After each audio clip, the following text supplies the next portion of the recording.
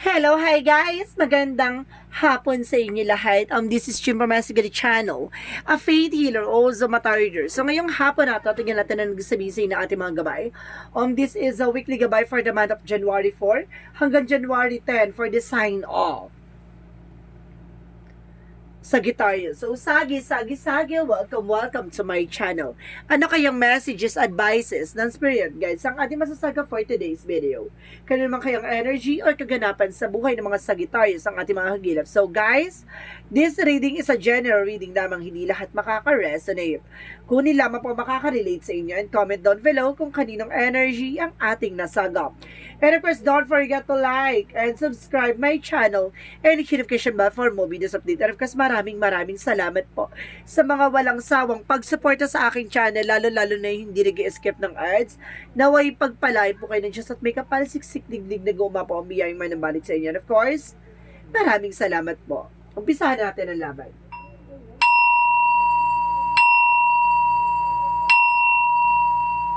Angel Spirit, give me an information for the sign of Sagittarius. Ano kaya ang messages, and of course, advices for you ng ating mga Angel Spirit guides. So, let's see. Angel Spirit, let's give me an information po. So, there's a Four of Swords. There's a listen to your intuition and listen to your gut feeling, no? There's a fear ako nararamdaman. So, parang sinasabi dito, alisin mo yung takot at pangamba mo. May mga bagay na parang nagkakaroon ka ng pag-aalinlangan or pag-aalangan, no? Let's see.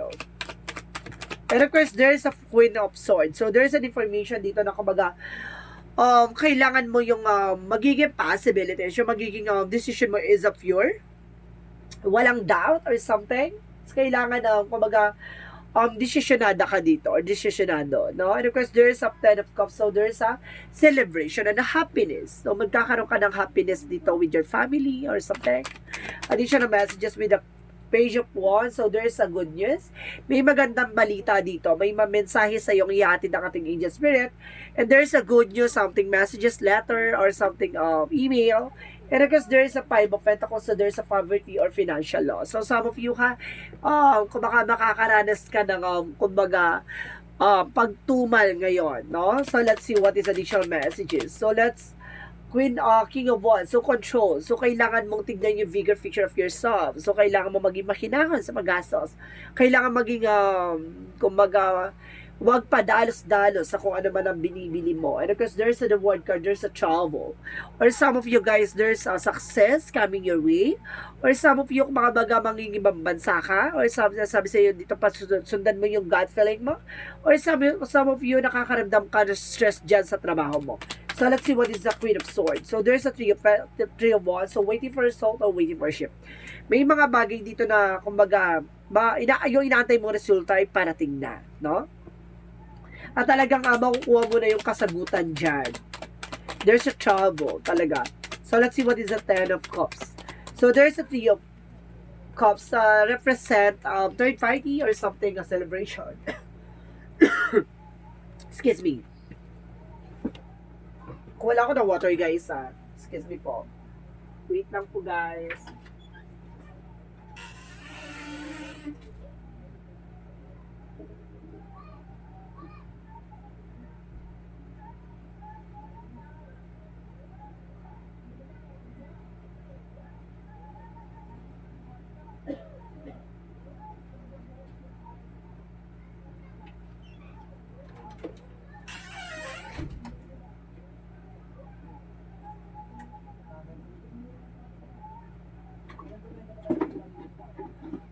Okay. Thank you for waiting me, guys. So, Three of Cups represent a celebrations, no? May magaganap na celebration dito na magdadala sa iyo sa happiness or something, a reunion, celebration, parties, social gatherings, no? And of course, let's see what is the Page of Wands. And of course, there's a Five of Wands. So, there's a competition and competitor. May mga chismis kang masasagap, ha? Kumbaga sinasabi, malalaman mong katotohanan dito sa chismis na to. Ganon. So, let's see what is the Five of Pentacles. And of course, there is a lovers, no? Kumbaga, there's a poverty or financial loss. And of course, darating dito yung pagbabago pagdating sa love life, no? So, let's see what is the King of Wands. And of course, there's a two of wands, so there's a choices. So, sinasabi dito, kumbaga visions mo na, or nakikita mo na yung magiging decision mo, no? Kung ano yung pipiliin mo, or kung ano yung magiging options mo dito, or plano mo. So, let's see what is the Four of Swords, and of course, the World card. And of course, there's a judgment. So, there's a wake-up call. So, sinasabi dito na, alisin mo yung stress mo, or anxieties mo, or something, kung ano man yung iniisip mo, nagpapagulo sa utak mo. Kumbaga, being paranoid, na kumbaga nag-iisip ka dito or na-stress ka. A judgment represent a wake-up call or something inner truth. And of course, parang sinasabi ng judgment dito, guys, na parang kailangan mo na mag-take ng action, no? Kung mawala ka dyan sa, kumbaga, fear mo, sa kinakatakot mo, or sa comfort zone mo, kailangan mo kumawala dyan. So, kailangan mo na umalis, kailangan mo mga ibang bansa, nasa ganon, mabago ang buhay mo. Let's see what is the Queen of Swords and the Three of Wands. So, there's a travel, and of course, sinasabi dito, magdadala sa'yo ng financial windfall. Magtutuloy-tuloy about sa finances. So, let's see what is the Ten of Cups and the Three of Cups. So, there's the Sun card. So, there's a fear positivity, and there's a freedom and fun and success. So, ibig sabihin dito, kumbaga makakalaya ka na sa worries or something na magdadala sa'yo ng happiness and success and freedom, no? Kumbaga ito ay overall. So, let's see what is the Page of Wands, the Five of Wands, and the King of Swords. So, there's the Page of Cups, and of course, the Knight of Swords. So, there's an intuitions. Makinig ka sa gut feeling mo. Kumbaga, yun yung magbibigay ng kaliwanagan sa isip, sa utak mo. No? So, let's see what is the Five of Pentacles and the Lovers. So, there's a Queen of Wands. No? Confidence. No? Kumbaga, magkaroon ka ng confidence dito. Kumbaga, kasi kapag the more dito na parang nagtatamang hinala ka or something, nawawala ka sa wisyo. Nawawala ka sa focus. Nang sa ganun, kumbaga, humihina ang negosyo at trabaho mo. Or some of you, hindi ka makapag-focus dahil dyan sa love life na yan. Kasi ang laking factor ng love life mo sa iyong career. So, let's see what is the King of Wands, and of course, the Two of Wands. And of course, there's a Page of Pentacles. So, there's a investment. So, kailangan mo mag-invest on your own. Alam mo yung choices mo, at alam mo dapat yung magiging bigger picture of yourself. Na alam mo yung magiging kahihinatnan. So, let's see what is the outcome. And of course, there's a higher fund. So, there's a lesson learned. May mga bagay na kailangan mo matutunan. There's a Five of Swords by self-sabotage. Kumbaga, sinasabi sa'yo dito, nagkakaroon ng self-sabotage. The way kasi, na parang tinatrader mo, na parang natatrader mo yung sarili mo. Dahil may mga bagay na parang hindi mo dapat ginagawa, ay ginagawa mo. Parang ganon. So, kailangan mag-ingat ka dyan. Of course, there's the Moon card for truth reveal. And of course, there's a revelation with the Moon card for Wheel of Fortune, there's a success, and of course, there's a cycle begin. So, ibig sabihin, magbabago na ang ikot ng mundo at may mga bagay na malalantad na at may mga bagay na katotohanan na may lalahan. No? So, let's see what is the additional messages for career. For career is the King of Cups. There's a devoted and supportive person. May taong tutulong sa'yo at pa-protection na about sa finances mo. And of course, there's a there's a Seven of Wands for protection. So, ibig sabihin dito, itong tao sa'yo magpuprotekta, no? Puprotektahan ng iyong negosyo o hanap buhay. So, let's see what is additional messages for love life. So, there's an Empress card, a renewal. So, ibig sabihin dito parang muling gaganda ang iyong parang ang iyong pakiramdam or something, mukhang babalik yung charisma o ganda mo dahil dito. And of course, there's a Seven of Swords, no? Dahil there's a Seven of Swords, there's a cheating lying on you, no? Meron ditong kumbaga there's a third party involved talaga na pinagpalit ka at nagsinungaling sa iyo, no? Kaya nagkosto na parang nahirapan ka sa finances kasi parang parang naputulan ka ng eksena. So ibig sabihin itong taon na to, kumbaga meron tong kabit or mayroon dito nanloko sa iyo or meron nagsinungaling sa iyo, or may traitor or meron dito kumbaga may kalandian yung asawa mo. So let's see what is additional messages for health. For health is the Eight of Wands. So, there's an information dito. There's a Three of Pentacles na sinasabi na teamwork. So, kailangan mong makipag-coordinate sa iyong person or some of you sa mga anak mo or sa asawa mo or sa pamilya mo na there's an information dito na kailangan mong malaman, no, about sa health mo. And kasi sinasabi dito, kailangan mo daw kumilos or kailangan mo mag-exercise, tamang diet or something na kailangan mo ng galaw-galaw o stretching, no? Kasi parang natutulog na ang iyong muscles and of course ang iyong dugo. Parang ganon. Kailangan mo na ma-circulate na maayos. So, let's see what is additional messages for magical fairy messages. It's either lagi ka nakaupo or lagi ka hindi ka walang paggalaw ng katawan. Kaya nagkukos yun ng pananakit or something failure ng katawan mo. So, kailangan mo ng exercise. And your wish is granted. So, yung mga pangarap mo matutupad na. Your wishes is granted. So, let's see what is the Yin and Yang Oracle card. For yin and yang oracle card, Angel Spirit give an information. So, there's a decision. May mga bagay na kailangan pagdesisyonan dito at bagay na dapat gawin. And of course, there's a third party talaga. Laking sense dito, there's a third party involved. And there's a transformation na may mga bagay na mababago na dito sa situation mo. So, let's see what is the Angel Spirit, guys. Angel Spirit, please give me information. So, there's an imaginations. Now, gamitin mo tong imagination mo para makabuo ka ng mga bagay-bagay na makakatulong sa'yo, like sa trabaho, negosyo, and there's a success, na magsasuccess ka. What is the biggest revenge of your failure? Is being successful. So, kailangan maging successful ka sa lahat na nangyari sa'yo, no? Para malaking sampal dyan sa pinagpalit ka, no? And there's a discovery at marami ka madidiscover sa'yo. And of course, there's a growth and expansion.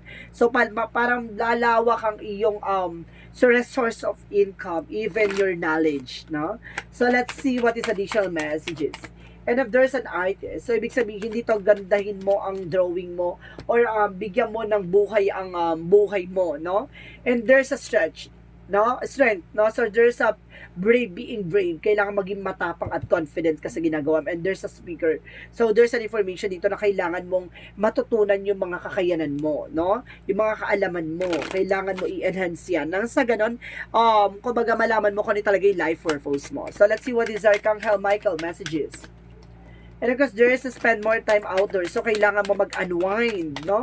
Kasi some of you, kumbaga, masyado ka na-frustrate sa trabaho or negosyo.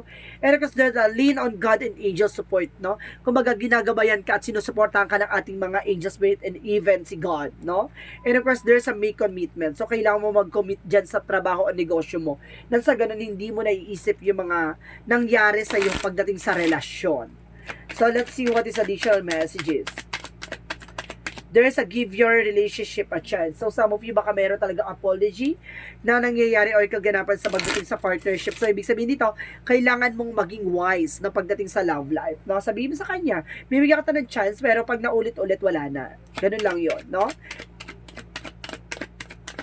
So, let's see what is the Monsology. And of course, siguro sabihin sa kanya, patunayan mo sa akin, no? Na nagsisisi ka or kumbaga, hindi mo nagagawin yung mga bagay na nangyari from the past. Kasi, kumbaga, deserve naman ang second chance pagdating sa love life. May mga bagay lang talaga na minsan nadadaan sa tukso o nadadala sa tukso or nadadala sa mga sulsol ng barkada, sulsol ng magulang, sulsol ng relatives, no? May ganun talaga. Malaking factor na nakakagulo talaga ang environment pagdating sa relationship.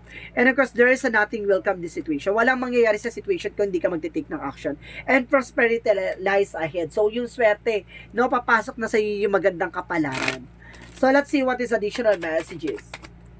And there's a fairies, boundaries, no, and of course, environment. Talaga nasa paligid mo talaga ang sanhi ng kaguluhan or complications. And of course, there is an angel, support and guidance. Sinagabayan ka talaga ng ating angel spirit and of course ng ating Panginoon, no? And of course, there is a teacher and guardian. So, see, may gumagabay talaga sa'yo.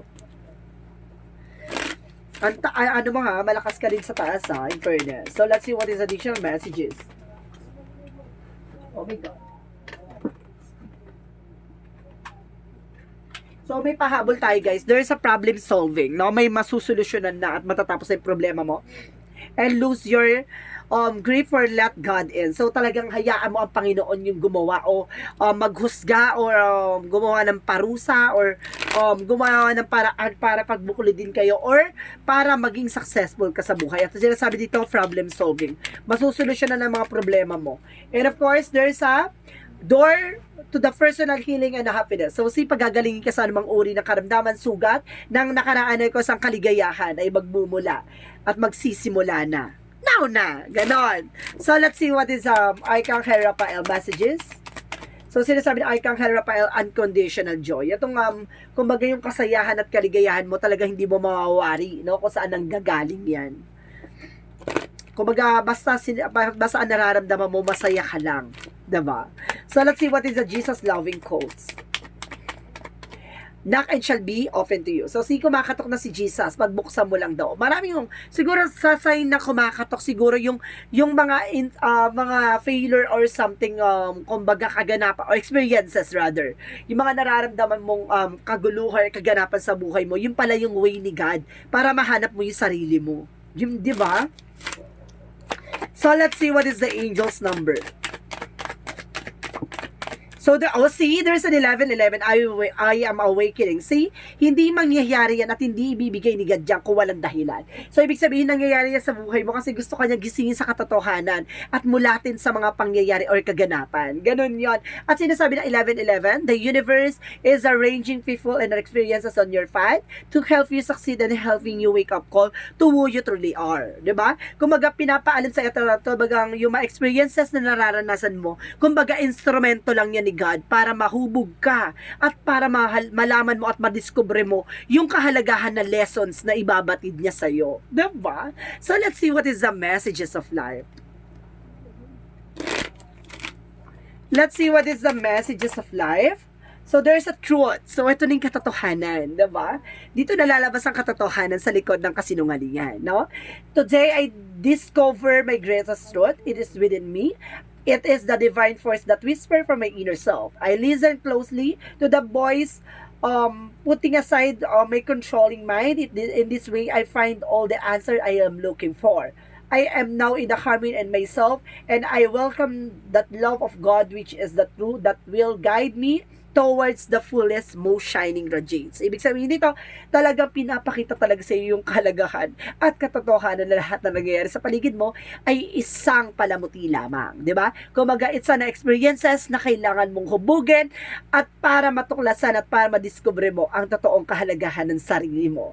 Diba? Parang ano siya, laking factor, ang lakas ang lakas makapelikula or palabas dito na ang dami mong pinagdaanan pero ang lapit lang pala no ng kasagutan, di ba? So this is a weekly gabay for the month of January 4 hanggang January 10 for the sign of Sagittarius. So Sagi, maraming salamat for your wonderful reading.